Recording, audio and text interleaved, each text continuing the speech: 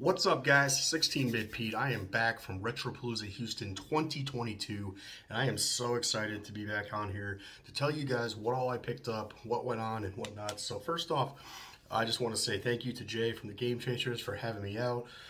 So instead of a guest like I was last year and at Arlington a few months back, well, I should say like 6, 7 months back. It's been a while. That was October-ish, September, late September, going into October, but.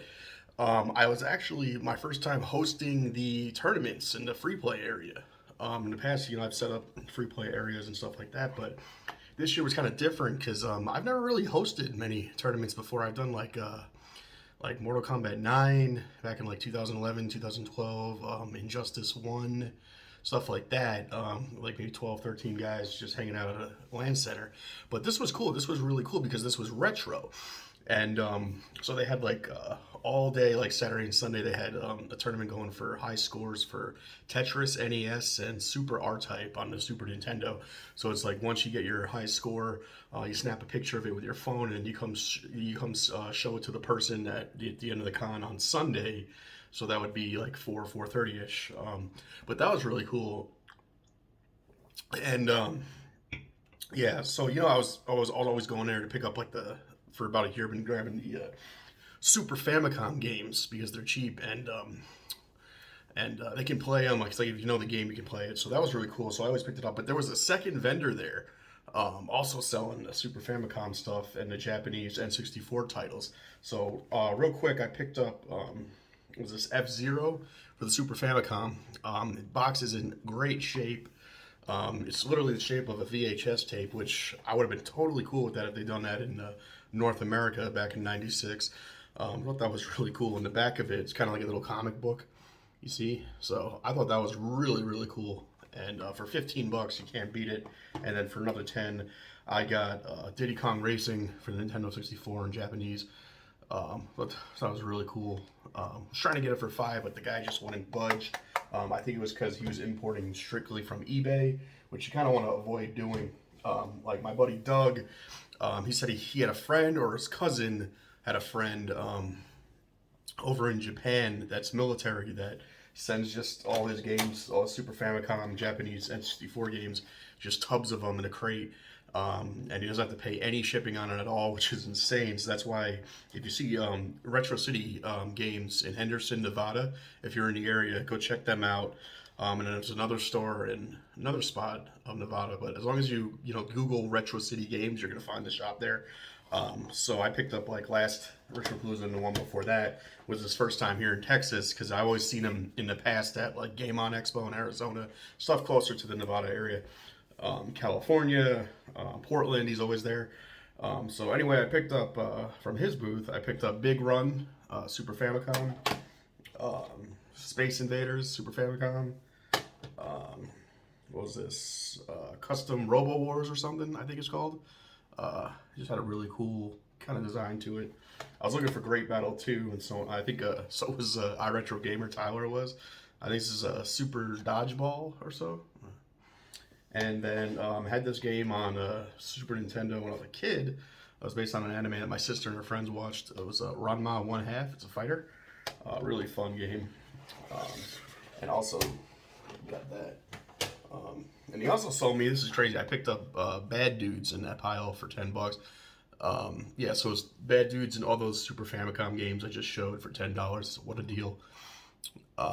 This was, and this was, he has this listed as $6.99.7. So that's crazy. I got that.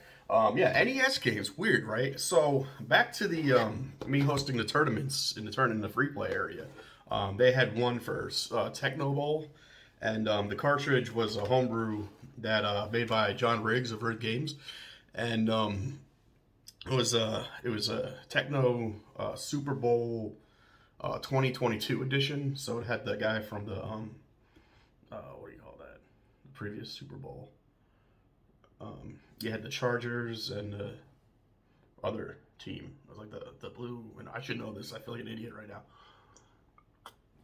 Anyway, it was a really cool modified cartridge.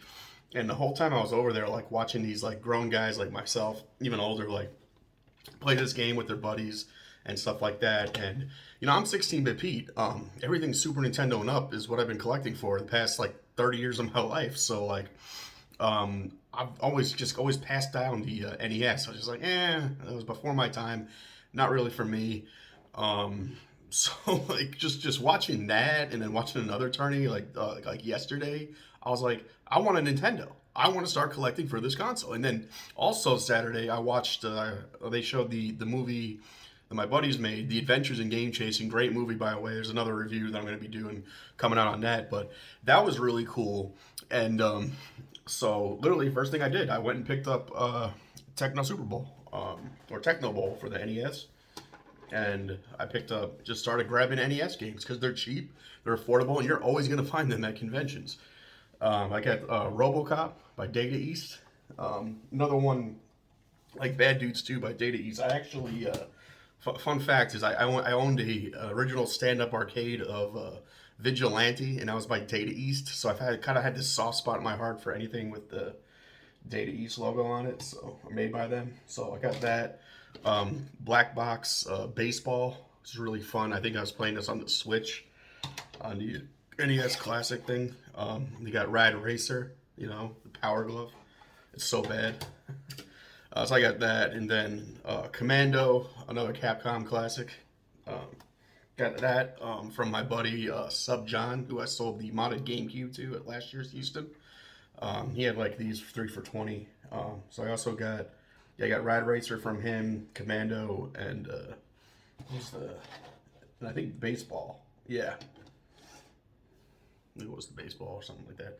Then I just picked up Teenage Mutant Ninja Turtles. Always been a fan of the first Turtles game on the NES, and not to get confused with Turtles, the arcade game.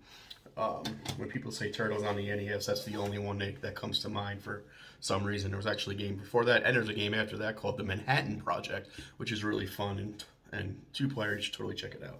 And then, of course, you need something to play all this on. So while we were setting up the tournament, we were having technical issues with the NES consoles, just from them just collecting God knows what in those tubs and storage unit and whatnot. So vendor was selling these. It's the Retron 1, so it plays the NES games beautifully in HD, and also has has a switch for supporting whatchamacallit, 16:9 and 4:3, which that's the problem with a lot of the newer TVs with the older consoles. Kind of just force everything to 4:3, 480p, 480i actually, yeah. And so I thought that was really cool for $45. Jay ended up getting one. We played the Techno Bowl tournament on that, so that was really cool. So I picked this one. The best part about this is that I can stream with it, stream all these games I just bought, so that'll be really fun. So I grabbed all that. That was basically all I picked up. Plus a shirt. I got a mug from Falcro, Far Cry 5 mug, which was awesome. It was a Hope County one. There. So I thought that was just really cool, and you know, I just had an amazing time. Thank you so much, Jay, for having me out, and see what brings me out there in the fall for Retropalooza Arlington. So that'll be cool, and hopefully host some more tourneys. You know, more than 4, I hope. So, anyways, as always, thanks for watching, guys. Don't forget to hit that like, favorite, subscribe button, and feel free to leave a comment. If you recommend any cheap NES titles for me, I'd be more than happy to read them and to go look for them. So thanks, guys. Signing out. So later.